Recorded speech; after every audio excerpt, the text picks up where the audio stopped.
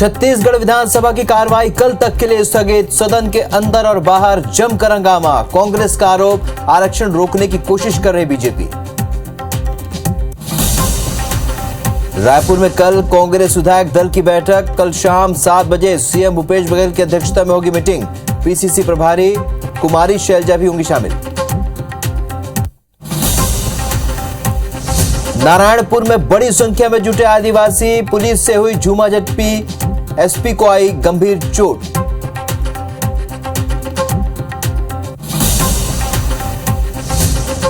जशपुर में बेकाबू कार पेड़ से टकराई। हादसे में एक परिवार के 4 की मौत, 1 घायल। पिकनिक मनाकर लौट रहा था परिवार। अंबिकापुर में चोरी के आरोपी युवक की बेरहमी से पिटाई। सोशल मीडिया में वीडियो वायरल। एसपी ने शिकायत पर कार्रवाई का दिया आश्वासन।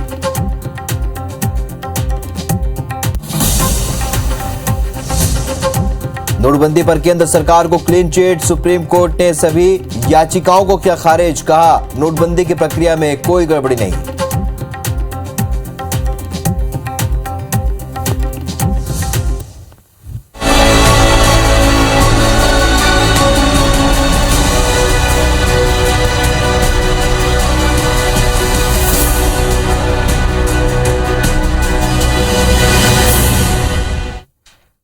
नमस्कार, आप देख रहे हैं आईबीसी 24 छत्तीसगढ़ की खबरों के खास बुलेटिन छत्तीसगढ़ अभी में आपका स्वागत है। और इस बुलेटिन की शुरुआत करेंगे इस वक्त की बड़ी खबर से।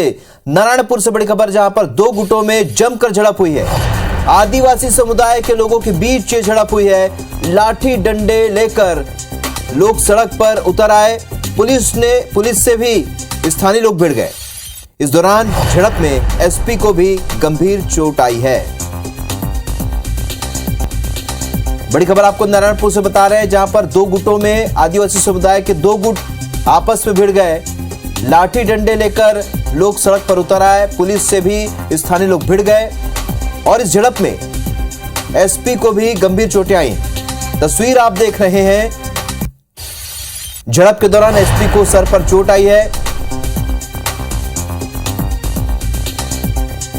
और 2 आदिवासी समुदाय आपस में भिड़ गए और झड़प की तस्वीर आप देख रहे हैं। स्थानीय लोग पुलिस से भी भिड़ गए। 2 गुटों में जमकर झड़प हुई है। तो आदिवासी समुदाय के लोगों के बीच का ये पूरा विवाद है। लाठी डंडे लेकर लोग सड़क पर उतर आए और ये एक्सक्लूसिव सबसे पहले तस्वीरें आप देख रहे हैं। पुलिस के साथ भी आम लोग भिड़ गए, स्थानीय लोग भिड़ गए और इस दौरान एसपी को गंभीर चोट आई है।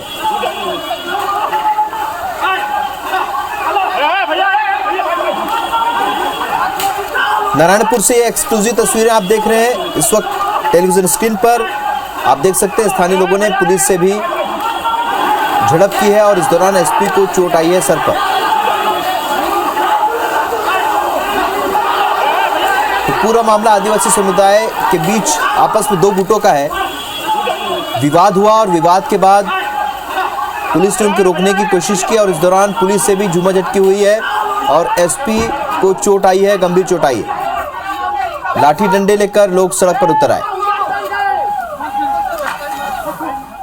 कुछ लोग जो है नेतृत्व विहीन होकर के चर्च के ऊपर हमला करने के लिए चले गए थे। तो वहाँ पुलिस बल के साथ मैं भी वहाँ पहुँचा और समझाने की कोशिश कर रहे थे और वहाँ पे कोशिश कर रहे थे। तभी जो है सब मान भी गए थे। इसके बाद सब निकल गए थे और पीछे से किसी ने मेरे ऊपर जो है हमला किया, जिसमें चोटिल हो गया।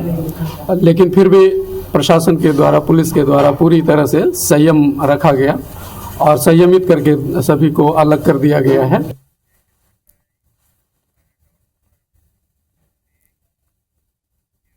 इस बीच रायपुर से भी एक अहम खबर, जहां पर अतिथि शिक्षकों का प्रदर्शन हुआ है। विद्या मितान और अतिथि शिक्षक ने रैली निकाली है और नियमितीकरण की मांग को लेकर प्रदर्शन किया। विधानसभा का घेराव करने के लिए सभी निकले और पुलिस ने स्मार्ट सिटी ऑफिस के पास उन्हें रोक लिया। अतिथि शिक्षक नियमित करने की मांग कर रहे हैं। बेरोजगार विद्या मितान ने भी नौकरी की मांग की है। 6 जनवरी को फिर से ऐसे ही प्रदर्शन करेंगे, ये उनका दावा है। रायपुर से ये तस्वीरें आप देख रहे हैं, अतिथि शिक्षकों ने प्रदर्शन किया। विद्यामितान और अतिथि शिक्षकों ने रैली निकाली। नियमितीकरण की मांग को लेकर सभी प्रदर्शन कर रहे हैं। तो सभी विधानसभा का घेराव करने के लिए निकले थे और उन्हें पुलिस ने स्मार्ट सिटी ऑफिस के सामने रोक लिया।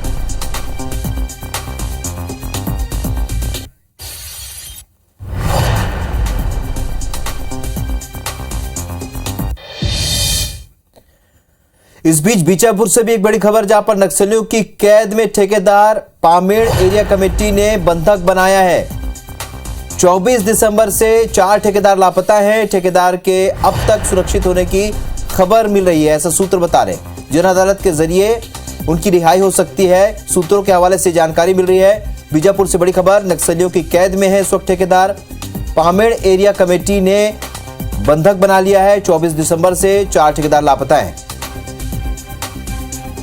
नरेश मिश्रा हमारे सहयोगी इस वक्त फोन लाइन पर जुड़ चुके हैं। नरेश, जिस तरीके की आशंका जताई जा रही थी, कुछ वैसे ही सूत्र भी बता रहे हैं। क्या पामेड़ एरिया कमेटी के पास है ये ठेकेदार?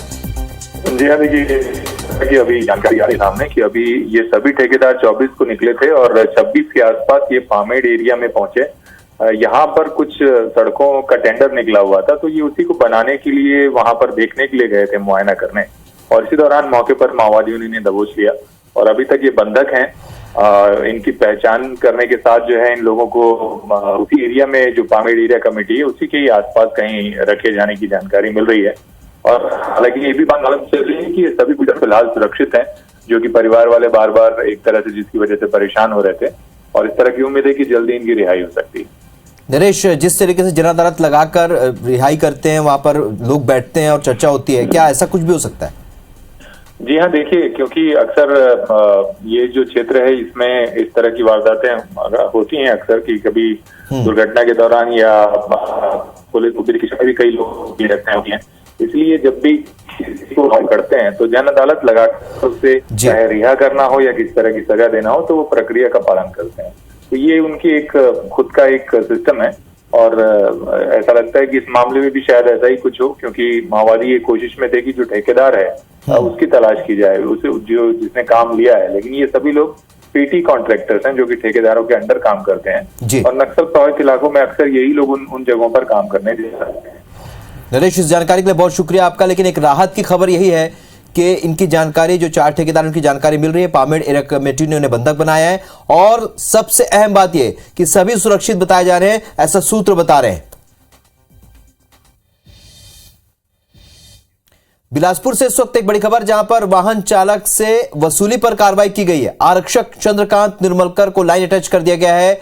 वाहन चालक से वसूली पर एसएसपी ने कार्रवाई की है। आरक्षक पर 50,000 रुपए की वसूली का आरोप लगाए। सड़क हादसे में घायल युवक से उसने वसूली की थी और उसके बाद लाइन अटैच कर दिया गया आरक्षक को। तो आपको बता दें कि लाइन अटैच कर दिया गया आरक्षक को और कुल मिलाकर इस घटना पर आगे कार्रवाई हुई है। बढ़ते हैं आगे।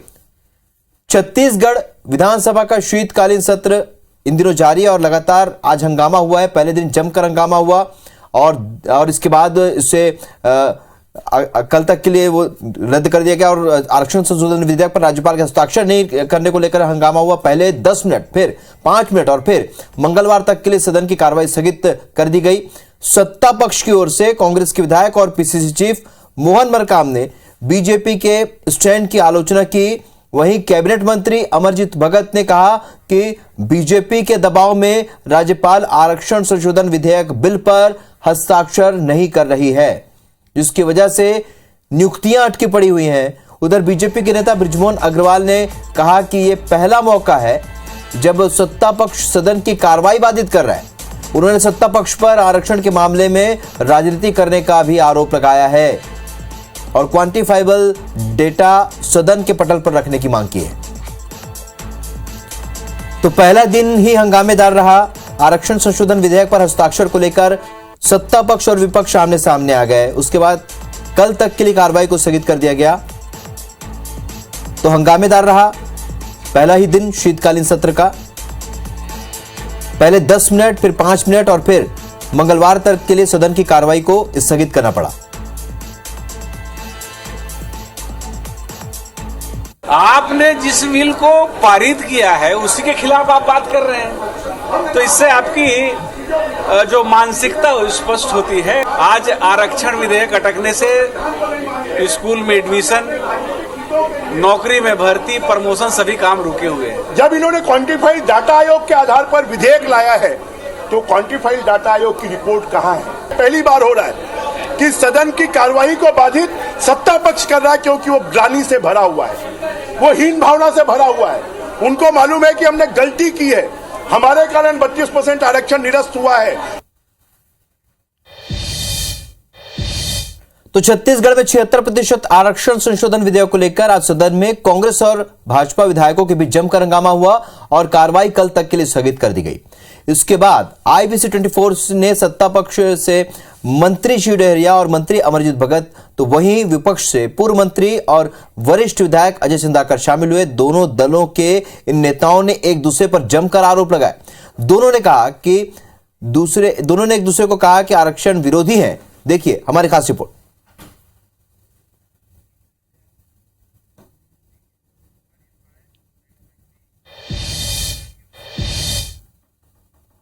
छत्तीसगढ़ में 76% आरक्षण संशोधन विधेयक को लेकर आज एक बार फिर से विधानसभा में हंगामा देखने को मिला। भाजपा और कांग्रेस के विधायकों ने एक दूसरे पर आरोप प्रत्यारोप लगाए और सदन की कार्रवाई कल तक के लिए स्थगित की गई। मेरे साथ आप देख सकते हैं पूर्व मंत्री और कांग्रेस के विधायक अजय सिंधाकर जी, और हमारे साथ जो है सत्ता पक्ष से जो है मंत्री अमरजीत भगत और मंत्री शिव डहरिया जी। सबसे पहले सवाल आपसे ही करते हैं, थोड़ा देर आपसे लेंगे। सर, सबसे पहले यही है कि आप पर बार बार आरोप लग रहा है कि क्वांटिफाइड डाटा आयोग की रिपोर्ट क्यों पेश नहीं कर रहे हैं? मैं विपक्ष के सभी विद्वान साथियों से आग्रह करना चाहता हूं कि आप छत्तीसगढ़ विधानसभा में सब मिलकर के ध्वनि मत से जिस बिल को पास किए, आज उसी के संदर्भ में हमारे एक साथी बोलना चाह रहे थे कि अभी तक दस्तखत राजभवन में नहीं होने से बच्चों का एडमिशन, नौकरी और प्रमोशन का काम अटक गया है, जिससे लोग आंदोलित हैं, लेकिन विपक्ष सुनने को तैयार नहीं है। सर, विद्वान सदस्य आप ही हैं भाजपा में, ये कह रहे हैं और आपने ही सबसे ज्यादा इस पर सवाल उठाए हैं। सर, वास्तव में क्या लगता है कि भाजपा इस पर राजनीति कर रही है? विधेयक के उद्देश्य और कथन में लिखा है क्वांटिफाइबल डाटा आयोग जी। विद्वान अति विद्वान सदस्य माननीय अमरजीत भगत को हमारे भाषण की प्रति निकाल के पढ़नी चाहिए कि जिस दस्तावेज का उल्लेख किया जाता है उस दस्तावेज को टेबल किया जाता है यदि वो जनहित के विरुद्ध न हो तो। माननीय भूपेश बघेल जी बार बार कहते हैं कि विधानसभा सर्वोपरि है और एक अदने से अधिकारी के ऊपर आरोप लगाते हैं। मुख्यमंत्री जी एक थर्ड क्लास रैंक में थर्ड क्लास अधिकारी के ऊपर आरोप लगाते हैं। सर, लेकिन ये है सबसे बड़ा सवाल, जिस दिन विधेयक पारित हुआ, सर आ रहा हूं आपके पास, विधेयक पारित हुआ तब आपने क्यों सर्वनुमति? आप सर्वनुमति नहीं दी? नहीं, हमने देखा। नो नहीं, लेकिन आरोप तो हमारे संशोधन थे, हमने डिवीजन नहीं मांगा था। ये है। डहरिया जी से, डहरिया जी क्या कहें? देखिए, अनुसूचित जाति और जनजाति को संविधान में व्यवस्था है कि उनकी जितनी जनसंख्या उतना उनको आरक्षण मिलना चाहिए। तो ये क्वांटिफाइबल डाटा अनुसूचित जाति के लिए मांगने की जरूरत ही नहीं है, ना आदिवासियों को मांगने की जरूरत है। जो बीजेपी के लोग जानबूझकर अटकाना चाहते हैं आरक्षण संशोधन विधेयक को, इसलिए कि ये राजनीति कर रहे हैं। हमारे अनुसूचित जाति का आरक्षण इन लोगों ने 16% से काट के 12% किया। हम लोगों ने जनसंख्या के आधार पर उसको 13% किया है। आदिवासियों का 32% जनसंख्या, तो उनको 32% मिलना चाहिए। और जो 27% हमारे ओबीसी के भाई हैं, जिनको मंडल कमीशन की सिफारिश के आधार पर 27% दे रहे हैं, और ईडब्ल्यूएस वालों को हम 4% दे रहे हैं, जो क्वांटिफाइबल डाटा में आया है। तो उनमें विपक्ष को आपत्ति क्यों होना चाहिए? विपक्ष पर राजनीति का ही आरोप लग रहा है। सर, बार बार ऐसा क्यों लगा रही है आखिर इतना आरोप? ये राजनीति का एक बात फैसले को डहरिया जी को पढ़ लेना चाहिए हाई कोर्ट की। मात्रात्मक डाटा छत्तीसगढ़ में जो इंदिरा साहनी के बाद की स्थिति बनी है। सुनिए, आप इतना जल्दी मत समझिए। आप बहस करवाते हैं, पूरी करवाया करें कि मात्रात्मक आधार के लिए आपके पास आधार क्या है और इसलिए आयोग गठित कीजिए। और आयोग में सिर्फ ओबीसी के लिए किया गया। और आप देखिए, उसको फैसला पढ़िए, आप फैसला निकलवा के लाइए सामने, उसमें बहस करवाइए। आप बिना पढ़े लिखे बोल रहे हैं सर कि आप लोग विधेयक ले आते हैं, ये आरोप सीधे सीधे लगा रहे हैं। विद्वान हमारे मित्र लोग आधा अधूरा पढ़ते हैं, पूरा उसकी जानकारी लेते नहीं है। ये बहस करवा लीजिए। जो इधर सर जनता नहीं, मैं वही बोल रहा हूँ, आप दोनों जिम्मेदार हैं। जो बोल रहा हूँ आप सामने रख के जो आरक्षण का मसौदा है उसको आप पहले समझिए। आदिवासी के लिए और अनुसूचित जाति के लिए क्वांटिफाइबल डाटा की आवश्यकता नहीं है, वो उनका जनसंख्या ही आधार है। पिछड़ा वर्ग के लिए क्वांटिफाइबल डाटा की बात है तो उसके लिए आयोग गठन किया गया, तो उसका रिपोर्ट है। ये जो विपक्ष मांग कर रहा है आज, जो अचानक यू टर्न ले रहा है, इस हमारे बात में समझ में नहीं आया कि उस दिन जब बिल इंट्रोड्यूस हुआ उस दिन क्यों नहीं मांगे। आज जिस बिल को पारित कर लिए, आज राजभवन भेज दिए हैं, आज इनको अचानक नींद से उठे हैं, इनको समझ में आ रहा है कि नींद से उठे हैं। मैं फिर कह रहा हूँ, उस दिन 2 तारीख का भाषण निकाल कर और स्टे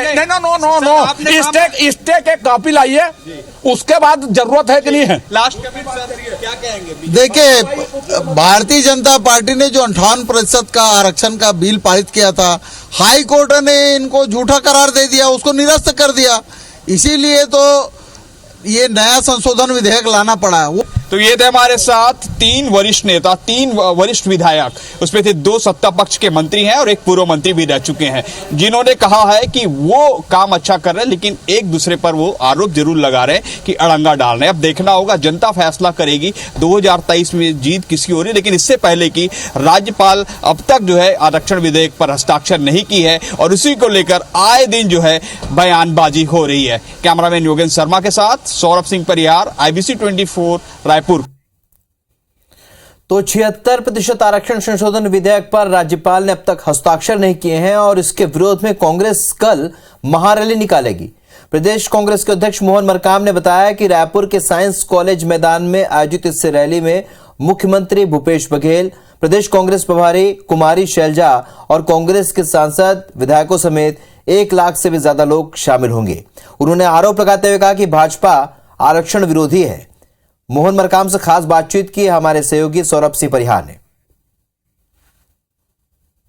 छत्तीसगढ़ आरक्षण संशोधन विधेयक पर राज्यपाल ने अब तक हस्ताक्षर नहीं की है और इसी के विरोध में कांग्रेस कल महारैली का आयोजन कर रही है। और इस वक्त मेरे साथ प्रदेश कांग्रेस अध्यक्ष मोहन मरकाम जी हैं। मरकाम जी, कल का क्या तैयारियां हैं? कल जन अधिकार रैली साइंस कॉलेज मैदान में 1 लाख से अधिक छत्तीसगढ़ के हर वर्ग के लोग शामिल होंगे। छत्तीसगढ़ की पवित्र सदन में जो आरक्षण विधेयक पास किया गया था, मगर आज तक हस्ताक्षर नहीं हुआ है। जितने भी नियुक्तियां होनी हैं उन नियुक्तियां रुकी हुई है। कल तक 1 घंटे में हस्ताक्षर करने की बात होती थी, आज 32 दिनों में हस्ताक्षर नहीं हुआ है। किनके दबाव में हो रहा है? भारतीय जनता पार्टी का चाल चरित्र और चेहरा छत्तीसगढ़ की जनता के सामने उजागर हो गया है। भारतीय जनता पार्टी का हिडन एजेंडा, जो संविधान बदलने की बात और आरक्षण खत्म करने की बात आज दिख रही है। तो हमें लगता है कि कल जो महारैली में पूरे छत्तीसगढ़ के बृहद रूप में लोग आएंगे। कौन शामिल होंगे सर विशेष रूप? देखिए, हमारी प्रभारी आदरणीय शैलजा मैम भी होंगी, माननीय मुख्यमंत्री जी, मंत्रिमंडल के सदस्य, संगठन के लोग, अधिकतर लोग शामिल होंगे और कल बृहद रूप में होगा। तो ये हमारे साथ प्रदेश कांग्रेस अध्यक्ष मोहन मरकाम, जिन्होंने बताया कि किस तरीके से इस मुद्दे पर जो है कांग्रेस हावी है और उनका कहना कि 1 लाख से ज्यादा लोग इस कार्यक्रम में शामिल होंगे। अब देखना होगा कांग्रेस के इस प्रदर्शन के बाद क्या राज्यपाल विधेयक पर हस्ताक्षर कर रही हैं कि नहीं। कैमरामैन योगेंद्र के साथ सौरभ सिंह परिहार, IBC 24 रायपुर। रायपुर से इस वक्त तक बड़ी खबर, जहां पर कांग्रेस के 3 दिवसीय महाअधिवेशन की तारीख तय हो गई है। 24 फरवरी से कांग्रेस का महाअधिवेशन शुरू होगा। बड़ी खबर आपको बता रहे हैं, कांग्रेस का महाअधिवेशन जिसमें देश भर से बड़े नेता छत्तीसगढ़ पहुंचेंगे, उसकी तारीख तय हुई। 3 दिवसीय ये महाअधिवेशन होगा। 24 फरवरी से 3 दिनों के लिए इसका आयोजन होगा। बड़ी खबर आपको बता रहे, रायपुर से महाअधिवेशन जिसमें देश भर के बड़े नेता यहां पहुंचेंगे, छत्तीसगढ़ पहुंचेंगे, उसकी तारीख तय हो गई है। 3 दिवसीय आयोजन 24 फरवरी से शुरू होगा। रायपुर से इस वक्त की बड़ी खबर।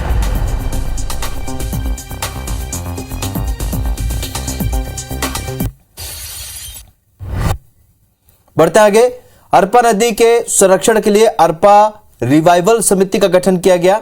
बिलासपुर और गौरेला पेड्रा मारवाही जिला प्रशासन संयुक्त रूप से साथ में काम करेंगे और साथ ही खनिज विभाग के अफसरों ने अरपा नदी के रेत घाटों में अवैध उत्खनन और परिवहन रोकने के लिए टीम बनाई है। अरपा रिवाइवल प्लान के लिए गठित समिति की बैठक का आयोजन किया गया, जहां पर कलेक्टर सौरभ कुमार और ऋचा चौधरी शामिल हुए। नदी में जल प्रवाह को निरंतर बनाए रखने पर इसमें चर्चा हुई है। पौधारोपण के लिए कार्य योजना को लेकर चर्चा की गई और मनरेगा के तहत जल संरक्षण और भूजल स्तर के संवर्धन के लिए भी कार्य योजना बनाई गई।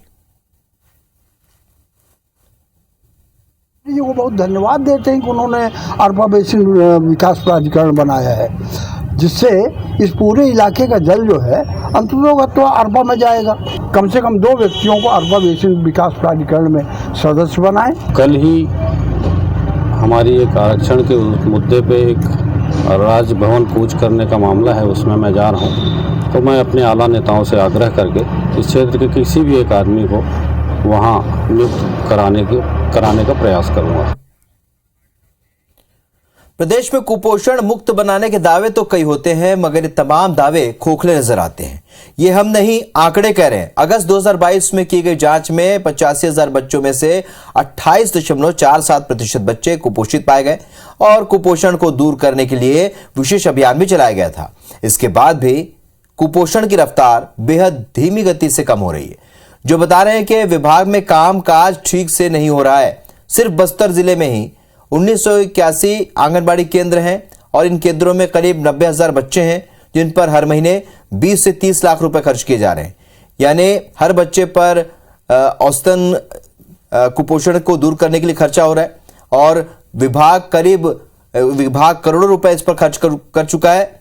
बावजूद इसके कुपोषण पर नियंत्रण नहीं किया जा सका है।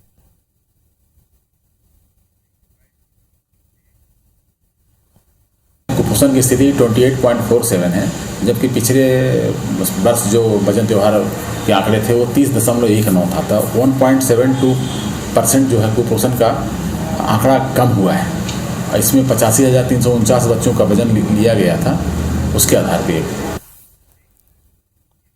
करीब 5 सालों से बन रहा अंबिकापुर से पत्थलगांव नेशनल हाईवे 43 का निर्माण कार्य अब तक पूरा नहीं हो पाया है। सड़क के बनने में हो रही लेटलतीफी से आए दिन सड़क हादसे हो रहे हैं। साथ ही तेज धूल उड़ने की वजह से लोग बीमारी के शिकार भी हो रहे हैं। परेशान लोग जल्द सड़क निर्माण कराने की मांग कर रहे हैं। इधर प्रशासन ठेकेदार को एक्सटेंशन मिलने के साथ ही जल्द निर्माण कार्य शुरू करने की बात कह रहा है। एक्सटेंशन के साथ ही फाइनेंशियल दिक्कतों के कारण ठेकेदारों के काम छोड़ने की बात भी सामने आई थी, लेकिन अब दूसरे ठेकेदार को काम की जिम्मेदारी दी गई है। बची हुई आधी अधूरी सड़क में ठेकेदार को छिड़काव करने के निर्देश दिए गए हैं। साथ ही आधे अधूरे सड़क और डायवर्जन की जगह पर साइन बोर्ड भी लगाने के लिए कहा गया है और कलेक्टर का कहना है कि जल्द ही अधूरे काम को पूरा कर लिया जाएगा।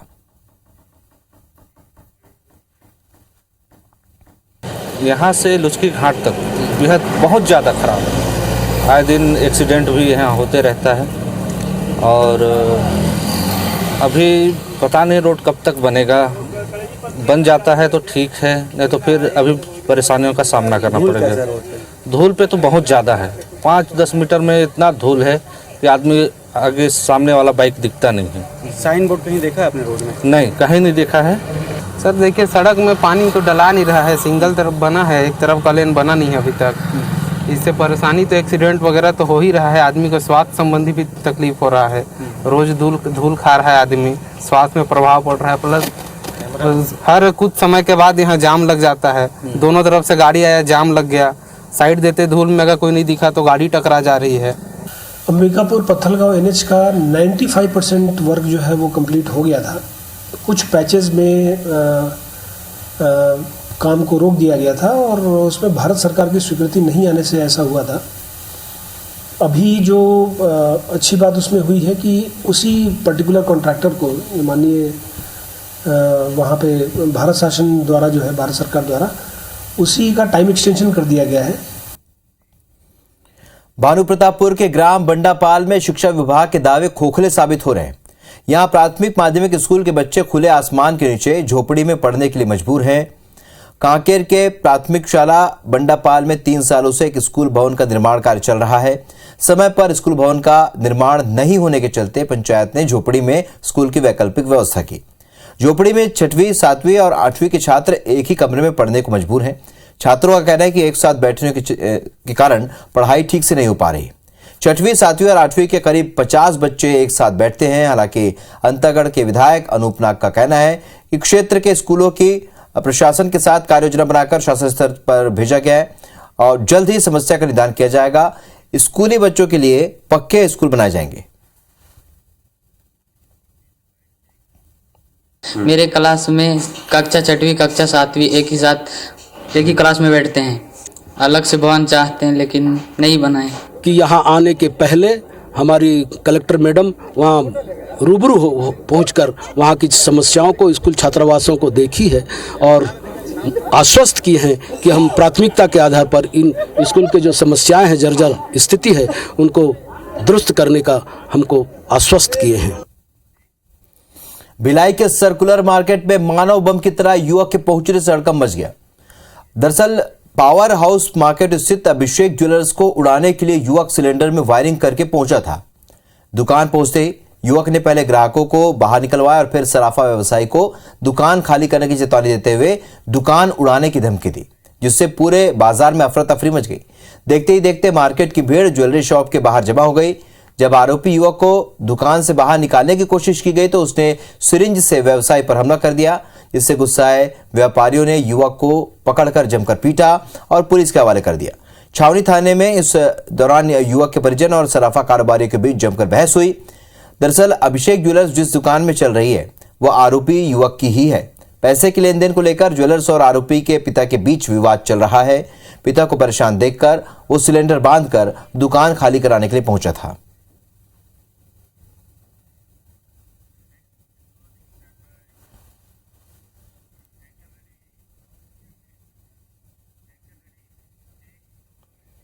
छत्तीसगढ़ की खबरों में फिलहाल इतना ही, लेकिन ताजा अपडेट के लिए आप बने रहिए IBC 24 के साथ और आगे देखिए टॉप 5। नमस्कार।